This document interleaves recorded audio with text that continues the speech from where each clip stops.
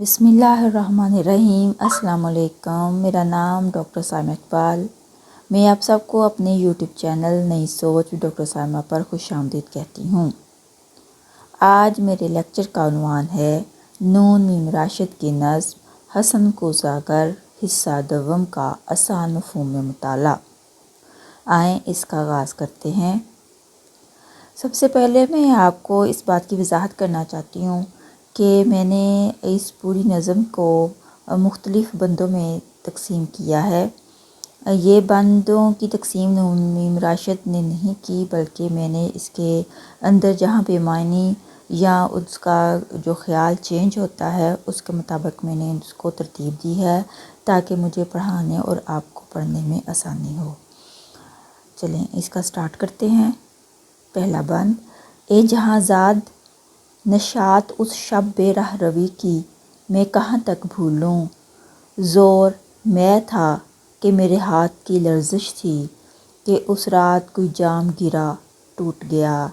تجھے حیرت نہ ہوئی کہ تیرے گھر کے دریچوں کے کئی شیشوں پر اس سے پہلے کی بھی درزیں تھی بہت، تجھے حیرت نہ ہوئی۔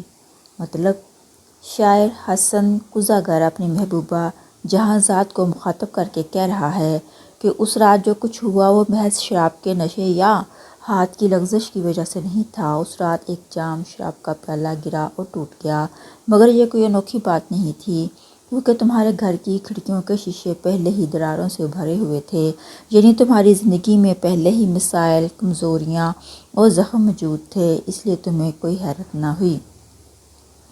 تحقیقی و تنقیدی جائزہ: ان اشعار میں شاعر نے جام ٹوٹنے کو ایک استعارہ بنایا ہے۔ جام ٹوٹنے کا مطلب ہے کہ رشتے کی ٹوٹ پھوٹ یا محبت میں درار آ جانا۔ شاعر یہ کہتا ہے کہ یہ درار نئی نہیں تھی بلکہ پہلے سے موجود تھی۔ یہاں دریچوں کے شیشوں کی درزیں علامت ہیں محبوبہ کی شخصیت، اس کی زندگی یا رشتے میں موجود کمزوریوں کی۔ شاعر یہ پیغام دے رہا ہے کہ ایک رات کا واقعہ کوئی حادثہ نہیں بلکہ پرانے زخموں اور کمزوریوں کا نتیجہ تھا۔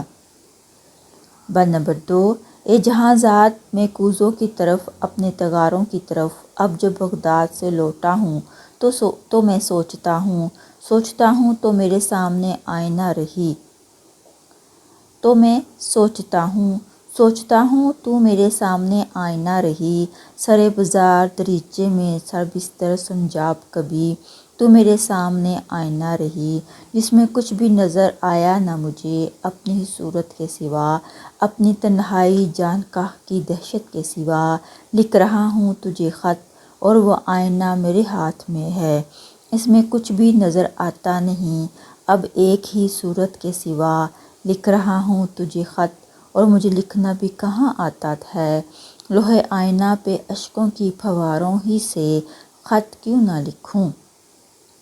آسان مفہوم: شاعر حسن کوزہ گر کہتا ہے کہ جب وہ بغداد سے واپس آیا تو اپنی پرانی یادوں اور زندگی پر سوچنے لگا۔ وہ اپنی محبوبہ جہاں زاد کو آئینے کی مانند دیکھتا ہے۔ شاعر کہتا ہے کہ جب وہ سوچتا ہے تو اس کے سامنے محبوبہ کی یاد ایک آئینے کی طرح آ جاتی ہے، یعنی جہاں بھی وہ سوچتا ہے اسے محبوبہ کی تصویر نظر آتی ہے۔ پھر وہ کہتا ہے کہ کبھی بازار کے دریچوں کھڑکیوں میں یا نرم بستر پر سنجاب قیمتی کپڑا قالین کی طرح محبوبہ اس کے سامنے آئینے کی مانند نظر آتی رہی، مگر اس آئینے میں اسے کچھ دکھائی نہیں دیتا سوائے اپنی ہی صورت اور اپنی خوفناک تنہائی کے۔ وہ محبوبہ کو خط لکھنا چاہتا ہے مگر اسے خط لکھنا نہیں آتا، اس لیے کہتا ہے کہ میں یہ خط اپنے آنسوؤں سے لکھ رہا ہوں، جیسے آنسو آئینے پہ گر کر ایک تحریر بنا دیتے ہیں۔ تحقیقی و تنقیدی جائزہ: ان اشعار میں شاعر حسن کوزہ گر اپنی محبوبہ جہاں زاد کو مخاطب کرتا ہے اور کہتا ہے کہ بغداد سے واپسی کے بعد وہ اپنی یادوں اور تنہائیوں میں الجھ گیا ہے۔ جہاں زاد اس کے لیے ایک آئینہ ہے، لیکن اس آئینے میں شاعر کو اپنی محبوبہ کا عکس دکھائی نہیں دیتا بلکہ صرف اپنی ہی صورت اور اپنی خوفناک تنہائی نظر آتی ہے۔ یہ منظر شاعر کے داخلی کرب اور وجودی خلا کی علامت ہے۔ وہ اپنی محبوبہ کو خط لکھنے بیٹھتا ہے تاکہ اپنی کیفیت کا اظہار کر سکے، مگر اسے الفاظ کا سہارا لینا نہیں آتا۔ اس لیے وہ کہتا ہے کہ میں یہ خط اشکوں کی پھواروں سے لکھ رہا ہوں۔ یہاں آنسوؤں کو زبان بنایا گیا ہے، جس سے واضح ہوتا ہے کہ شاعر کے جذبات اس قدر شدید ہیں کہ زبان یا قلم انہیں مکمل طور پر بیان کرنے سے قاصر ہے۔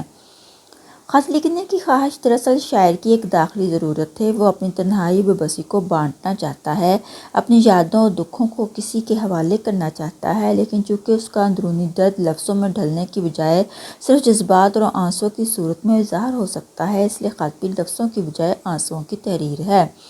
اس سے یہ بات سامنے آتی ہے کہ شاعر کے لیے محبوبہ محض ایک شخص نہیں بلکہ اس کی زندگی کی آئینہ دار ہے، جسے مخاطب کرنا دراصل اپنی ذات کو مخاطب کرنا ہے۔ بند نمبر 3، اے جہاں ذات، نشاط اس شب بے راہ روی کی مجھے پھر لائے گی۔ وقت کیا چیز ہے تو جانتی ہے، وقت ایک ایسا پتنگا ہے جو دیواروں پہ، آئینوں پہ، پیمانوں پہ، شیشوں پہ، میرے جام و سبو، میرے تغاروں پہ سدا رینگتا ہے۔ رینگتے وقت کے مانند کبھی لوٹ کے آئے گا حسن کو زرگار، سوختہ جاں بھی شاید۔ مطلب اس پورے بند کا آسان مفہوم یہ ہے کہ شاعر اپنی محبوبہ کو یاد دلاتا ہے کہ کیا وہی رات سرشاری اور خوشی دوبارہ لوٹ سکتی ہے۔ پھر وہ کہتا ہے کہ وقت ایک پتنگے کی طرح ہے جو آہستہ آہستہ سب چیزوں پر گزرتا رہتا ہے اور سب کچھ بدل دیتا ہے، چاہے آئینہ ہو یا شراب کا پیمانہ یا اس کے بنائے ہوئے کوزے۔ وقت لوٹ کر نہیں آتا، لیکن شاید وہ خود یعنی حسن کوزہ گر اپنی غموں بھری اور بکھری ہوئی زندگی کے ساتھ واپس آ جائے۔ ان اشعار میں شاعر اپنے محبوبہ جہاں ذات کو مخاطب کرتا ہے اور اپنی اس رات کی یاد دہانی کرواتا ہے جس میں وہ بے راہ روی اور غفلت میں بہہ گیا تھا۔ شاعر سوال کرتا ہے، کیا وہ خوشی اور سرشاری دوبارہ واپس آ سکتی ہے؟ یہاں شاعر وقت کے موضوع کو مرکزی حیثیت دیتا ہے۔ وہ کہتا ہے کہ وقت ایک ایسا پتنگا ہے جو خاموشی سے ہر چیز پر رینگتا رہتا ہے، چاہے وہ آئینے ہوں، پیمانے ہوں یا اس کے بنائے ہوئے کوزے اور تغارے۔ اس تشبیہ میں وقت کی خاموش مگر تباہ کن حرکت کو اجاگر کیا گیا ہے، یعنی وقت نظر نہیں آتا مگر آہستہ آہستہ سب کچھ بدل دیتا ہے، سب کو پرانا کر دیتا ہے۔ شاعر اپنی ذات پر واپس آتے ہوئے کہتا ہے کہ جیسے وقت کبھی لوٹ کر نہیں آتا، شاید وہ خود حسن کوزہ گر بھی اپنی سوختہ جاں یعنی غموں اور ناکامیوں سے جلی ہوئی زندگی کے ساتھ لوٹ آئے۔ اس کا مطلب یہ ہے کہ شاعر کو اپنی ماضی کی خوشیاں تو واپس ملنا ممکن نظر نہیں آتی، مگر امید رکھتا ہے کہ وہ خود اپنی یادوں یا اپنی تخلیقات کے ساتھ دوبارہ سامنے آ سکتا ہے۔ بند نمبر 4، اب جو لوٹا ہوں جہاں ذات تو میں سوچتا ہوں، شاید اس جھونپڑے کی چھت پہ یہ مکڑی میری محرومی کی جیسے تنتی چلی جاتی ہے، وہ جالا تو نہیں ہوں میں بھی، یہ سہ جھونپڑا میں جس میں پڑا سوچتا ہوں، میرے افلاس کے روندے ہوئے اجداد کی بس ایک نشانی ہے یہی، ان کے فن، ان کی معیشت کی کہانی ہے یہی، میں جو لوٹا ہوں تو وہ سوختہ بخت آ کے مجھے دیکھتی ہے۔ آسان مفہوم، شاعر حسن کوزہ گر جب واپس آتا ہے تو اپنی حالت پر غور کرتا ہے۔ وہ دیکھتا ہے کہ اس کی جھونپڑی کی چھت پر ایک مکڑی مسلسل جالا بن رہی ہے۔ شاعر سوچتا ہے کہ کہیں وہ خود بھی اس مکڑی کی طرح محرومی اور ناکامیوں کے جال میں تو نہیں جکڑا ہوا۔ اس کی یہ جھونپڑی دراصل اس کے غریب اور کچلے ہوئے آباء و اجداد کی نشانی ہے جو مفلسی میں زندگی گزار گئے۔ یہ جھونپڑی، یہ جالا ان کے فن اور ان کی غربت کی کہانی سناتے ہیں۔ شاعر کہتا ہے کہ جب میں واپس آیا ہوں تو وہ قسمت جلی یعنی میری بیوی مجھے دوبارہ دیکھنے آ گئی ہے۔ تحقیقی اور تنقیدی جائزہ، اس حصے میں افلاس، محرومی اور وراثتی غربت کو علامتی انداز میں پیش کیا گیا ہے۔ مکڑی کا جالا ایک نہ ختم ہونے والی محرومی اور قید کی علامت ہے۔ شاعر اپنے آپ کو مکڑی کے جال سے تشبیہ دے کر بتاتا ہے کہ جیسے مکڑی کا جالا کمزور اور بیکار لگتا ہے مگر پھر بھی وہ ایک حقیقت ہے، ویسے ہی اس کی زندگی اور خواب بھی محرومی کے جال میں الجھے ہیں۔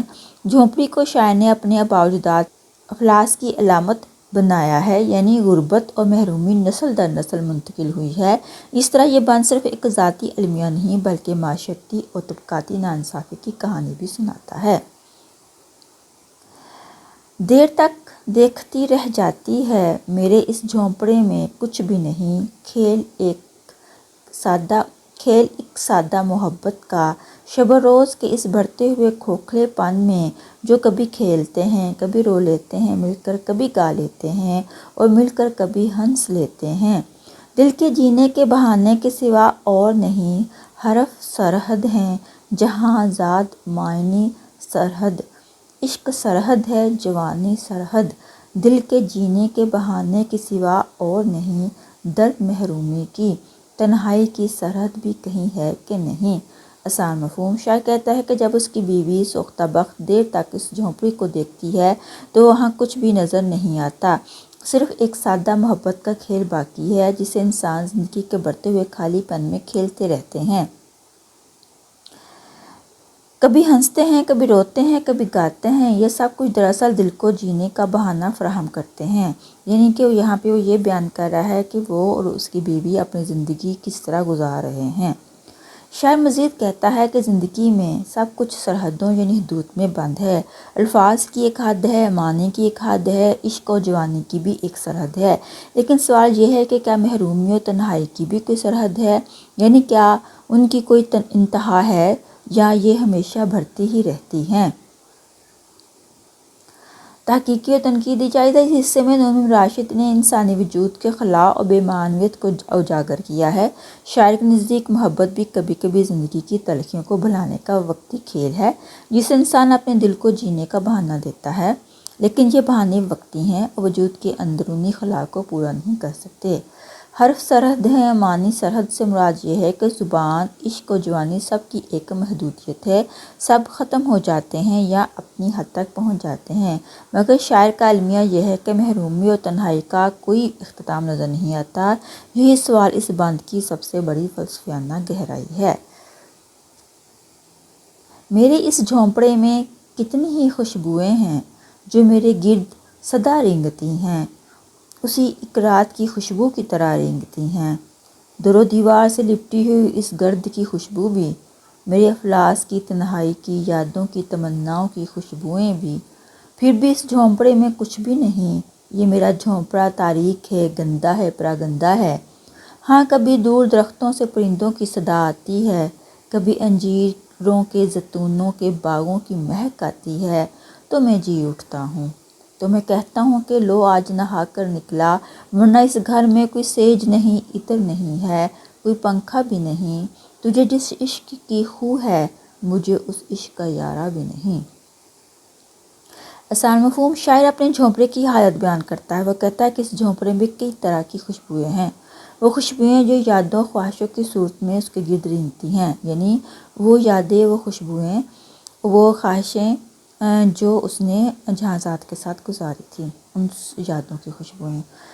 پھر وہ کہتا ہے کہ یا وہ مٹی اور گرد کی خوشبو جو غربت اور تنہائی کا پتہ دیتی ہیں، لیکن حقیقت یہ ہے کہ جھونپڑا خالی ہے، اندھیرا ہے، گند اور بکھرا ہوا ہے۔ پھر کبھی دور سے پرندوں کی آوازیں یا زیتون اور انجیر کے باغوں کی خوشبو آتی ہے تو شاعر لمحہ بھر کے لیے جی اٹھتا ہے، جیسے غسل کر کے تازہ دم ہو گیا ہو، لیکن وہ فوراً حقیقت یاد کرتا ہے کہ اس کے جھونپڑے میں نہ کوئی آرام ہے، نہ خوشبو، نہ سہولت۔ آخر میں وہ محبوبہ کو کہتا ہے کہ جس عشق کی عادت تمہیں ہے، مجھے اس عشق کی طاقت ہی نہیں۔ تحقیق و تنقیدی جائزہ۔ یہ بند حسن قزح گھر کی غربت اور داخلی محرومی کا بھرپور اظہار ہے۔ خوشبو یہاں ایک علامت ہے۔ ان میں سب سے پہلے ہے گرد کی خوشبو جو غربت اور افلاس کی نشاندہی کرتی ہے۔ یادوں کی خوشبو ماضی کی خواہشیں اور حسرتوں کو ظاہر کرتی ہے۔ باغوں کی خوشبو اور پرندوں کی صدا، یہ زندگی کی خوبصورتی اور تازگی جس کی شاعر کو شدید کمی ہے۔ شاعر کا جھونپڑا صرف رہنے کی جگہ نہیں بلکہ اس کے دکھ، مفلسی اور ٹوٹی خواہشوں کا استعارہ ہے۔ وہ لمحاتی خوشبوؤں اور آوازوں سے تو جی اٹھتا ہے، لیکن جلد ہی اسے اپنی حقیقت کا احساس ہو جاتا ہے کہ اس کی زندگی محرومی اور غربت کی قید میں ہے۔ آخر میں محبوبہ کو مخاطب کر کے شاعر کہتا ہے کہ اس کی دنیاوی اور مادی محبت کو پورا کرنا اس کے بس میں نہیں، کیونکہ وہ اتنی غربت اور تنہائی میں گھرا ہوا ہے کہ اسے عشق کو سہنے یا نبھانے کی طاقت نہیں رکھتا۔ تحقیقی و تنقیدی جائزہ۔ اس بند میں شاعر نے اپنے جھونپڑے کو غربت اور ناکامی کی علامت بنایا ہے۔ یہاں خوشبوئیں صرف یادوں اور حسرتوں کی ہیں جو جہازات سے متعلقہ ہیں۔ وقتی خوشی آتی ہے مگر اصل حقیقت محرومی ہے۔ اس سے شاعر محبوبہ کو کہتا ہے کہ وہ اس کے عشق کو پورا کرنے کی طاقت نہیں رکھتا۔ آگے جی، تو ہنسے گی اے جہاں زاد عجب بات کہ جذبات کا حاتم بھی میں اور اشیاء کا پرستار بھی میں اور ثروت جو نہیں اس کا طلبگار بھی میں، تو جو ہنستی رہی اس رات تذبذب پہ میری دو رنگی پہ پھر سے ہنستے، عشق سے کس نے مگر پایا ہے کچھ اپنے سوا، اے جہاں زاد ہے ہر عشق سوال ایسا کہ عاشق کے سوا اس کا نہیں کوئی جواب، یہی کافی ہے کہ باطن کی صدا گونج اٹھے۔ آسان مفہوم، شاعر اپنے محبوبہ سے کہتا ہے کہ تم ہنسو گی یہ جان کر کہ میں ایک عجب انسان ہوں، میں جذبات میں بھی حاتم کی طرح سخی یعنی محبت اور احساس میں بے حد فیاض ہوں، اور ساتھ ہی چیزوں کا پرستار بھی ہوں یعنی مادی اشیاء کی کشش بھی مجھے اپنی طرف کھینچتی ہے، مگر دولت نہ ہونے کے باوجود اس کا خواہشمند بھی ہوں۔ وہ محبوبہ کو یاد دلاتا ہے کہ ایک رات تم میرے اس تذبذب یعنی دوہرے رویے پر ہنستی رہی تھی، تو اب پھر سے ہنس لو۔ لیکن شاعر کہتا ہے کہ اصل حقیقت یہ ہے کہ عشق سے کبھی کسی کو اپنے سوا کچھ نہیں ملا، عشق ہمیشہ ایک ایسا سوال ہے جس کا جواب صرف عاشق کے اندر ہوتا ہے، باہر کہیں نہیں، اور عشق کی سب سے بڑی کامیابی یہ ہے کہ اس کے ذریعے انسان کے باطن اندرونی وجود کی صدا بلند ہو جائے۔ تحقیق و تنقیدی جائزہ، یہ بند حسن کوزاگر کے اندرونی تضاد کو ظاہر کرتا ہے۔ ایک طرف وہ محبت اور جذبات میں سخی ہے، دوسری طرف دنیاوی اشیاء اور مادی خواہشات بھی اسے اپنی طرف کھینچتی ہیں۔ یہ دو رنگی دراصل انسان کی فطرت کا حصہ ہے، وہ روحانی بلندی چاہتا ہے مگر مادی زندگی کی خواہشات سے آزاد نہیں ہو پاتا۔ شاعر اس بات کو تسلیم کرتا ہے کہ عشق کا کوئی مادی فائدہ نہیں، نہ دولت ملتی ہے نہ آسائش، عشق کا اصل مقصد انسان کو اپنے اندر کی آواز باطن کی صدا سے آشنا کرنا ہے۔ یہ ایک فلسفیانہ تصور ہے جس میں عشق کو مادی لالچ اور دنیاوی طلب سے بالاتر دکھایا گیا ہے۔ مختصر جائزہ، شاعر اپنی تضاد بھری شخصیت کا اعتراف کرتا ہے، وہ محبت میں سخی ہے مگر مادی خواہشات سے بھی آزاد نہیں۔ آخر میں وہ نتیجہ نکالتا ہے کہ عشق سے مادی فائدہ نہیں ہوتا، عشق کی اصل کامیابی یہ ہے کہ انسان کے اندر کی صدا جاگ اٹھے۔ پھر وہ کہتا ہے، اے جہاں زاد میرے گوشائے باطن کی صدا ہی تھی، میرے فن کی ٹھٹھرتی ہوئی صدیوں کے کنارے گونجی، تیری آنکھوں کے سمندر کا کنارہ ہی تھا، صدیوں کا کنارہ نکلا، یہ سمندر جو میری ذات کا آئینہ ہے، یہ سمندر جو میرے کوزوں کے بگڑے ہوئے بنتے ہوئے سیماؤں کا آئینہ ہے، یہ سمندر جو ہر ایک فن کا اور ہر ایک فن کے پرستار کا آئینہ ہے۔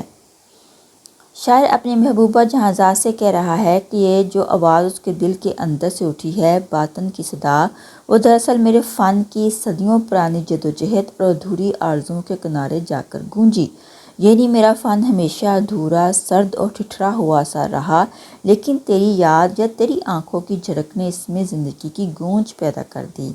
یہاں آنکھوں کا سمندر محبوبہ کی آنکھوں کی گہرائی، وسعت اور اس کی زندگی بخش کشش کا استعارہ ہے۔ شاعر کہتا ہے کہ جو صدیوں سے اس کے فن اور زندگی کو سمت نہیں مل رہی تھی، وہ سمت مجھے تیری آنکھوں کے سمندر کے کنارے ملی۔ مطلب یہ کہ محبوبہ ہی وہ مرکز ہے جس نے شاعر کی بے سمتی کو ایک مرکز اور ایک کنارے سے ملا دیا۔ یہاں سمندر محبوبہ کی آنکھیں بھی ہیں اور ساتھ ہی فن کا استعارہ بھی۔ شاعر کہتا ہے کہ یہ سمندر یعنی محبوبہ کی آنکھیں اور اس کا باطن میری ذات کا عکس دکھاتا ہے، یہی سمندر میرے ادھورے اور بگڑتے ہوئے کوزوں یعنی فن کی ناکامی اور ادھوری تخلیقات کا بھی عکس ہے۔ دوسرے لفظوں میں محبوبہ کے ذریعے شاعر اپنے فن کی حقیقت، اس کی خوبصورتی اور اس کی خامیوں کو پہچانتا ہے۔ آخر میں شاعر کہتا ہے کہ یہ سمندر صرف میرا نہیں بلکہ ہر فنکار کا آئینہ ہے، کیونکہ محبوبہ کا وجود اور حسن ہر فن کی بنیاد ہے۔ جیسے ایک آرٹسٹ کو اپنے فن کے لیے حسن و محبت کی ضرورت ہوتی ہے، ویسے ہی تیری آنکھیں اور تیرا وجود سب فنکاروں کے لیے تحریک اور عکس ہیں۔ خلاصہ، اس حصے میں شاعر کہہ رہا ہے کہ محبوبہ کی آنکھیں ایک ایسے سمندر کی مانند ہیں جو اس کی ذات اور اس کے فن دونوں کو آئینہ دکھاتی ہیں۔ اس سمندر میں شاعر کو اپنی زندگی کی سمت، اپنے فن کے ادھورے پن کا عکس اور ساتھ ہی فن کی اصل بنیاد بھی نظر آتی ہے۔ محبوبہ کا وجود ہی فن کی اصل روح ہے۔ تحقیقی و تنقیدی جائزہ یہ حصہ شاعر کی تخلیقی سوچ و فن کی روح کو نمایاں کرتا ہے۔ یہاں آنکھوں کا سمندر صرف محبوبہ کی آنکھوں کا ذکر نہیں بلکہ ایک وسیع استعارہ ہے جو زندگی، حسن، کائنات اور فن کے سرچشمے کو ظاہر کرتا ہے۔ سمندر کو آئینہ کہا گیا ہے کیونکہ اس میں ذات کا عکس بھی ہے، فن کی ناکامیاں، ادھورے پن بھی جھلکتے ہیں اور ساتھ ہی ہر فنکار کے لیے تحریک بھی ہے۔ اس سے پتہ چلتا ہے کہ نعیم راشد نے فن اور محبت کو ایک دوسرے سے الگ نہیں رکھا بلکہ محبت کو فن کی اصل بنیاد قرار دیا۔ اس حصے میں سب سے نمایاں پہلو یہ ہے کہ شاعر نے انفرادی تجربے کو افاقی حقیقت میں بدل دیا۔ پہلے وہ اپنی ذات اور اپنے فن کے ادھورے پن کا ذکر کرتا ہے، ٹھٹھرتی ہوئی صدیوں کے کنارے، لیکن پھر محبوبہ کی آنکھوں کو ایک ایسا استعارہ بنایا ہے جو ہر فنکار کے فن کا عکس ہے۔ یہ تکنیک جدید نظم کی خصوصیت ہے، ذاتی تجربہ اجتماعی یا عالمی تجربے میں ڈھل جاتا ہے۔ شاعر کا فن صرف مٹی کے کوزے بنانے تک محدود نہیں رہتا بلکہ محبوبہ کے حسن اور اس کے اثر سے فن تخلیق کا ایک نیا فلسفہ سامنے آتا ہے۔ یہی سمندر تخلیقی قوت، وجدان اور آرٹسٹ کی اندرونی کائنات کی علامت ہے۔ پوری نظم کا حاصل کلام۔ یہ نظم ایک ایسے فنکار حسن گزاگر کی کہانی ہے جو اپنی غربت، ناکامی و محرومی کے باوجود اپنے فن اور عشق کے ذریعے زندگی کو معنی دینے کی کوشش کرتا ہے۔ شاعر اپنے جھونپڑے، محرومی، مکڑی کے جال اور گرد کو اپنی مفلسی کی علامت بناتا ہے۔ وہ مانتا ہے کہ مادی دنیا اور آسائشیں اس کے پاس نہیں، اس لیے وہ محبوبہ کے مادی عشق کو پورا کرنے سے قاصر ہے۔ لیکن اس کے باوجود شاعر کہتا ہے کہ اصل زندگی اور اصل عشق مادی چیزوں میں نہیں بلکہ باطن کی صدا میں ہے۔ عشق سے کوئی دنیاوی فائدہ نہیں ملتا مگر یہ انسان کے اندر کی آواز کو جگاتا ہے اور فن کو تخلیقی قوت دیتا ہے۔ اس لیے شاعر سمندر کو استعارہ بناتا ہے جو اس کے باطن، عشق و فن کی گہرائی کا آئینہ ہے۔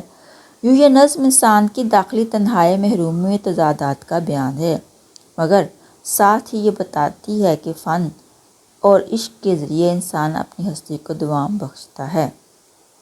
جائزہ طلباء کے لیے۔ نظم کا محاصر یہ ہے کہ حسن گزاگر غربت اور محرومی کے باوجود اپنے فن اور عشق کے ذریعے اپنی باطن کی آواز کو ابھارتا ہے۔ مادی چیزیں ختم ہو جاتی ہیں مگر فن اور عشق انسان کو لازوال بنا دیتے ہیں۔ اچھا جی، یہاں میں نے حسن گزاگر حصہ دیوم کا آسان مفہوم میں جائزہ اور تحقیقی و تنقیدی جائزہ دونوں چیزیں آپ کے سامنے رکھیں اور اینڈ پہ مختصر انداز میں بھی ایک کنکلوژن آپ کے سامنے رکھ دیا۔ مجھے امید ہے کہ آپ کو پوری نظم کی سمجھ آ گئی ہوگی۔ اگر آپ کو سمجھ آ گئی ہے تو میرے چینل کو لائک اور سبسکرائب ضرور کیجیے گا۔ اس کے ساتھ ہی مجھے اجازت دیں۔ اللہ حافظ۔